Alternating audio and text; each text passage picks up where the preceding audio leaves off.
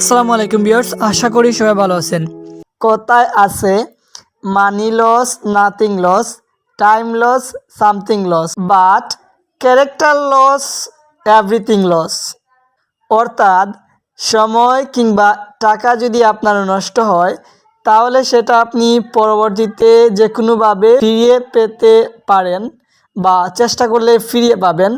কিন্তু একবার যদি আপনার ক্যারেক্টার লস হয়ে যায় বা কোনো কারণে আপনাকে লোক খারাপভাবে বা খারাপ হিসাবে চিহ্নিত করে তাহলেই কিন্তু কিছুই করার থাকে না, একদম জীবন শেষ, মানে সব কিছুই শেষ।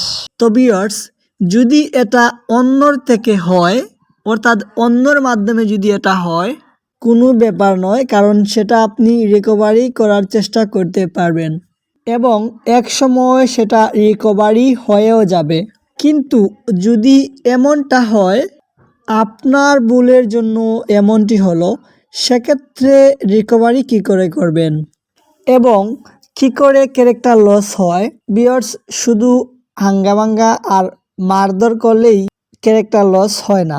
আপনার হাতে একটি স্মার্টফোনে আপনার ক্যারেক্টারকে লস করে দিতে পারে এবং আপনি যে ফোনটা ইউজ করতেছেন বা যে ধরনের বিষয় সার্চ করতেছেন সেটা গুগলেই হতে পারে। অর্থাৎ আপনি যে ধরনের সার্চ করবেন বিগত সময়ে বা কিছুক্ষণ আগে থেকে, এই ধরনের ভিডিওই আপনার গুগলের স্ক্রিনে আসতে শুরু করবে অল টাইম বা প্রায় সময়।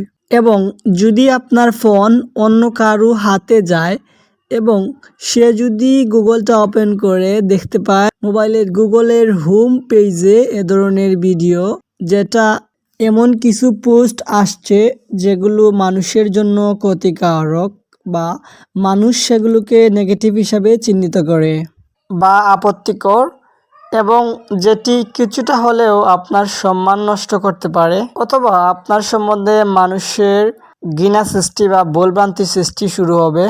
তো ভিউয়ার্স, আমি আপনাদের পরিশেষে যেমনটা বোঝাতে চাই বা দেখাতে চাই সেটা হচ্ছে, আপনি গুগল অপশনে বা গুগলে বা যে কোনো ব্রাউজারে গিয়ে যা কিছু সার্চ দেন না কেন, সেটা আপনি যদি আপনার পার্সোনাল কিছু হয়ে থাকে বা সেটা নেগেটিভ কোনো কিছু হয়ে থাকে, তারপরেও আপনার কোনো ক্ষতি হবে না বা অন্য কোনো ব্যক্তি আপনাকে সন্দেহ করবে না বা আপনার কোনো নেগেটিভ কোনো প্রভাব ফেলবে না।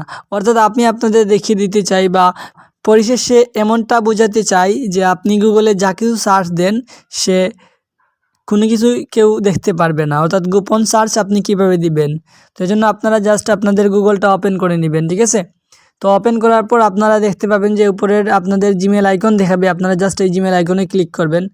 তো ক্লিক করার পর আপনারা এখানে দেখতে পাবেন new chromo in community tab, new chromo in community tab নামে এই যে দেখেন, যদি আপনি এটার উপর